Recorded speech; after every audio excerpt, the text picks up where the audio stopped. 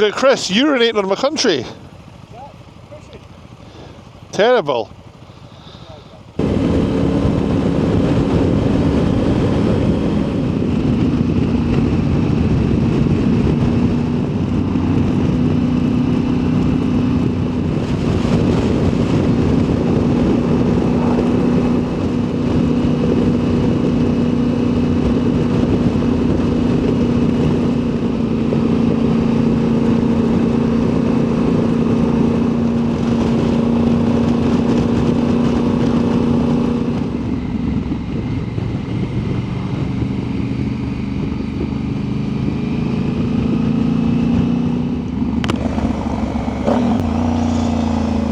You fucking Johnny bastard! How you doing? Did you see me waving? No. I was at the Green Welly.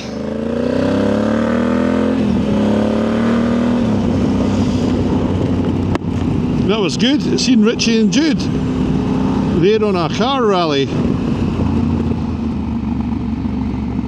Oh shit.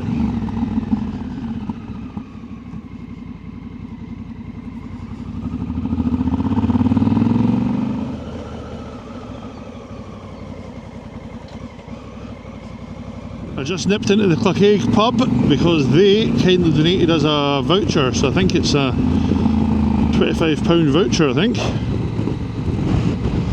Very good. Quite a few raffle prizes now.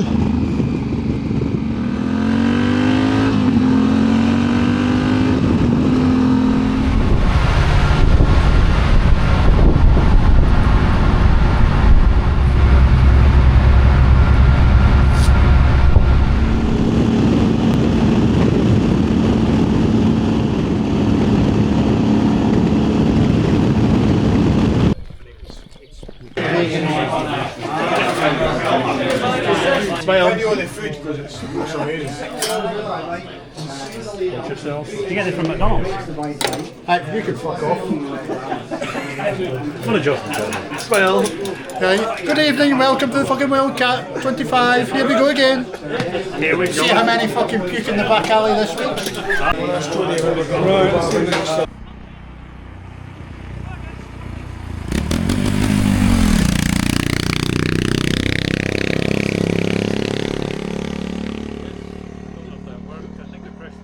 I'm good. How are you? I'm good. I'll fuck with him, alright? Literally know it.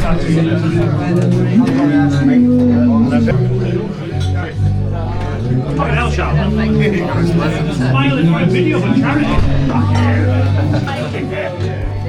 You're a cunt! Can I have a pint of tenants, please? That's it, it's customer service. Ah, Jim, what are you doing with him? I'm a YouTuber!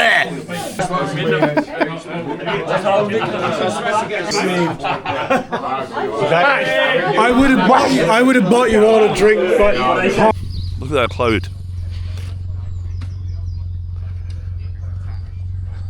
I wasn't last one up last night. It was Yachtmaster, Bob and Jenny, the old folk. Look at your t-shirt. Good times. Not guilty.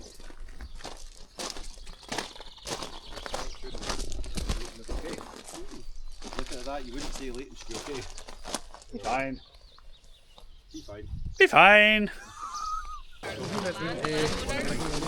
well, you were going to build a road and we're going to float it in the loch.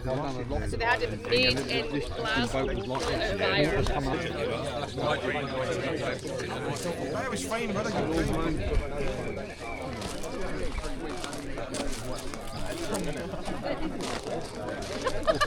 Actually, I kept it. We've made 5,860 quid. That's good.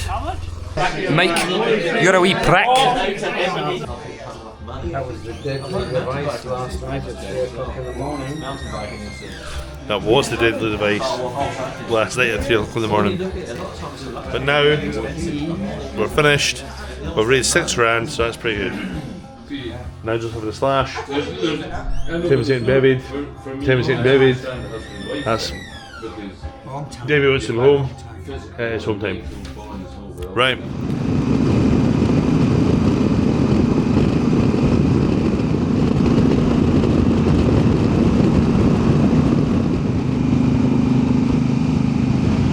Well, that was good. All in all, we raised £6,000. If we've counted it properly, that's what it is. So that's a great result. So £6,000 for the Scottish charity air ambulance, which we nearly needed to use, but thankfully didn't.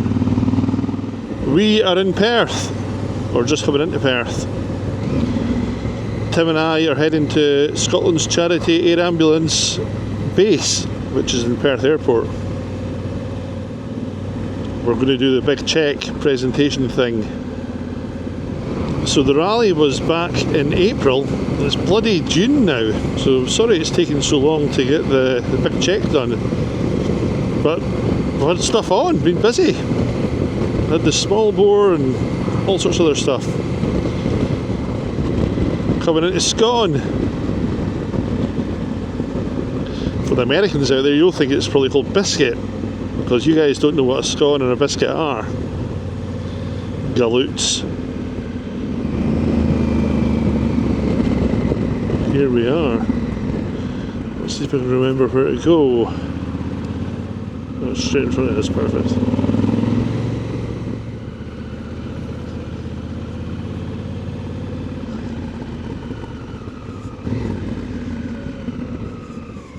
Yo! Hello! How are you? I've changed my mind! I've changed my mind! She's working for a few years, so I was like, I'm away then. Nice one. I'm away. I'll go and do the check.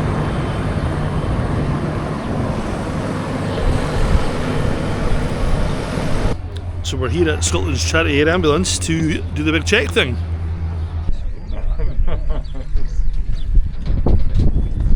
So there's two paramedics and the pilot that crew the aircraft. So one paramedic sits up front next to the pilot. Bill's the pilot, Dave's at another side. And the paramedic assists the pilot, but mainly with navigation and some flight checks as well. And that allows the pilot to fly solo, because otherwise you would normally by law need two pilots, but we're able to fly with one pilot because the paramedic, or all the paramedics, are trained in the navigation and the flight check, so they can take away some of the burden off the pilot. So we require the paramedic up front with the pilot only to land in a site that's not wrecked, so you know, a road or a park or a field or whatever. Once they're in there, they can leave it on their own and they can fly to hospital on their own, because those sites are wrecked, the hospital sites and all that. So that at that point, this paramedic will join the paramedic in the back and with the patient. So yeah. The patient always gets double paramedic care, as opposed to an ambulance where they would only get generally one person in the back and not always a paramedic. So the rear paramedic seat's here. The kit is mainly like dismountable kit, you know, there's not like drawers and cupboards and all that. It's stuff that we would remove to treat the patient and then use on the aircraft to treat the patient as well. It's the same kit. So we have to keep it light because everything's about weight. You know, weight, we're really strict on weight and stuff because every kilo matters to get the endurance that we need to get about and get to hospital and whatever. So we calculate weight down to the kilo. So this seat swivels round and it then runs up and down, so we can have somebody here. The bed at the moment is full of kit, but it's some plinth and it swings right out here. Oh yeah. So obviously that kit will come off when we attend the patient, and we take most of it with us from here, and then it either attaches to them or gets stowed away if they're on the bed for the flight. So only about maybe 60-70% of our patients fly. Sometimes we're there to get a paramedic to the job. They might go by road, or we'll escort them in the ambulance. About 60-70% actually get flown to hospital. So we don't know that really until we get there and assess and see what's going on. But yeah, that's it. We carry the same as an ambulance, but we don't carry like sort of 10 of each item like an ambulance does. We just carry 1 or 2 of each item and restock after each job, because it keeps the weight down and whatever, and we're not as busy as an ambulance where they're getting bounced job to job and all that. So we do a mixture of of HEMS flights or HEMS missions, which are emergencies, what you think of as RTCs and you know, whatever, agricultural incidents and whatever. And then we do some inter-hospital transfers from small places to big places. You know, that somebody presents to a small hospital like Oban or Fort William or an island hospital, and they can't deal with the level of injury or illness, so we get called to convey them to a real hospital. That's such a big one that can deal with everything. We've had them in our village, taking them to Glasgow, because we're in Adamacan Peninsula. Oh yeah.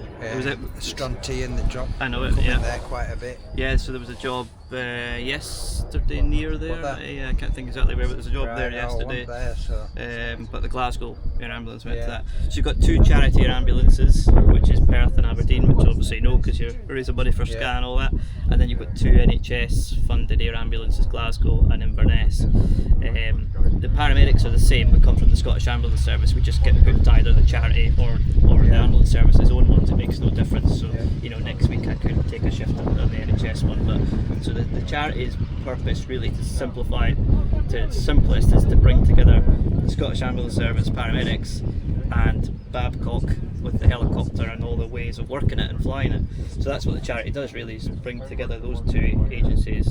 So it's a 3-way partnership basically. The charity's organised and runs and whatever. So like you guys know, it's funded totally through charitable donations, quite a lot of corporate stuff, and then a lot of people like yourselves doing cool stuff to raise money and whatever. There's also 2 fixed wing air ambulances, 2 aeroplanes, and they belong to the NHS out of Aberdeen and Glasgow, one each. They're King Air Beechcraft aircraft, so they do a lot of the low acuity transfers, repatriations, stuff like that. Scottish people that are injured down in England and Wales will get flown back up and stuff like that. So they do all the planned work. Well, nearly all of our work is unplanned. Yeah. So we've got the 2 types of missions. We've got the HEMS missions, where we have no idea what's happening. The bell goes and we answer the phone and we effectively scramble to the job.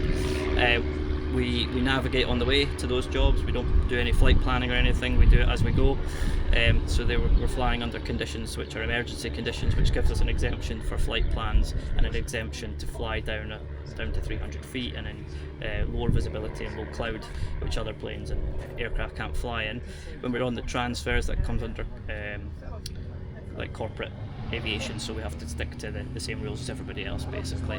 Unless it becomes life-threatening, then we can switch to the other type of flying. So we basically have 2 ways of flying, you know, emergency and non-emergency. When we use these exemptions, we use them in line with like the CAA regulations to preserve life and whatever. So it gives us a few things we can do to, you know, get into places that other people can't do and fly when other people can't fly basically. All within limits that are set though, so it's all very safe. The aircraft's got 2 engines. Engine 1 is this side, engine 2 is the pilot's side, and it's got 2 sets of everything basically, except for the gearbox, the rotor head and the tail rotor. They're all singular, but everything else, it's got two of it, and the helicopter can fly totally safe on 1 set. We always fly with 2 because that's part of the HEMS regulations. To be an air ambulance, it needs to have the fail-safe of an engine failure is not a problem, and you could fly off the other engine totally safely. So all the performance that we use, all the manoeuvres that we do are all single engine manoeuvres, even though we've got 2 engines. So it's all super safe, you know, and regulated very highly. It gets seen by an engineer every 2 days, so it's serviced better than anybody else's vehicle in the country. Are they jet turbine engines? They are, yeah. And then we fly off electronic nav aids. So we fly off iPads for the mapping as opposed to the map, but then we've also got inbuilt Garmin GTNs navigation systems, which are satellite tracked and GPS based navigation. So we combine the 2. The map is a moving map, so it lets us know where we are in relation to everything else, and then the GTN lets everything else know where we are in relation to it. So we combine the 2 to navigate, and then you can see the old analog instruments along the top panel there. They're basically standby instruments, so if we had an electrical failure for any reason, you know, circuit breakers or a short circuit or battery failure or whatever, then we can actually navigate just using those old style standby horizon instruments. So they're a requirement for one of the ways that we fly. So we can fly into cloud, we can fly into zero visibility if we're in a safe level, the same as an airliner does going on holiday. You know, they don't need to see where they're going. So there's two ways of flying. There's visual flying and instrument flying. So all the pilots that Babcock supply for air ambulance or HEMS are all instrument rated pilots, which means they can fly visually. Like all these guys that you're seeing right now are all flying visually. Some of them won't be able to fly into cloud and fly not seeing where they're going, if you know what I mean. But all the air ambulance pilots can fly both ways. So quite often we'll switch between the two ways in flight because the weather deteriorates. We can continue. If we weren't able to fly on instruments because the pilots weren't trained, we wouldn't be able to get to very much, you know, as soon as it starts raining or as soon as it starts getting cloudy. So we've got quite a lot of capability really because the pilots are so well trained. We set with about an hour and a half worth of endurance worth of flying time, which doesn't sound like a lot, but actually when you calculate that's flight time, you know, the time on the ground it's shut down and the time now is shut down obviously, so it's quite a lot really, considering we're doing 140 miles an hour in a straight line as well, no bends or no delays. We've got an exemption when we're flying for HEMS. We've got an air priority exemption which gets us into controlled airspace like, you know, above other people and stuff like that. So we can fly into no-fly zones like nuclear sites and military ranges and stuff like that. We just need to let them know that we're coming, obviously, but we've got an exemption to fly into those places like Balmoral and whatever. But yeah, we can fill up a little bit fuller. We can go up to 2 hours endurance, but we need to leave a little bit of available weight in case we fly a patient, you know. So if we arrive with a full fuel tanks, we can't fly anybody because we're overweight effectively. So sometimes that results in burning fuel, you know, so the pilot will sometimes drop us on the ground to start working and they'll fly around above us for 10 minutes, 15 minutes if it's a close job, you know, like somewhere like Stanley up the back of Perth there, or maybe Aberfeldy. Pitlochry is quite close for us, not by road, it's not really, but for us 10 minutes and we're in Dunkeld, and 5 minutes past that and we're in Pitlochry, you know. So it's all comes down to weight balance versus endurance and whatever. So that's why the pilots are paid to do what they do, because they look after all that kind of stuff and work it out for us. Stay in the gym. Yeah. Yeah, I think that's it. So that was good. Alistair there showed us round the helicopter. Really interesting. It's some piece of kit. Yeah, he told us a few stories and how our money is going to be spent, which is good. He rides a bike as well, so hopefully he'll be at the rally next year. Excellent. So that was good. That was the first time we've managed to have a look at the helicopter. Every time we've been here before, it's been away. So we raised £6,000 at the rally, and really nice of Rob to say there. Rob says like me and Tim should be proud of ourselves, and we are. But we couldn't do it. I mean, we couldn't raise any of the money. The real folk that need to be thanked, the real people that need to be thanked, is the people that come at the rally. It's their generosity that gets us the money. Me and Tim organise it. But aye, so a huge thanks to everyone that came along. It was good fun, and you can actually go to the airport there and see the helicopter and see all the kit. You can see where your money's getting spent, what it's used for. The guy can tell us stories about where they've been and, you know, what they've encountered and how they've saved folk, and it's really good. So thanks again, and dates for the next year's rally will be out soon. And if you want to come, let me know, because it sells out fast. Like the rally sells in about 10 days these days. So if you want a space, let me know, and we'll sort you out.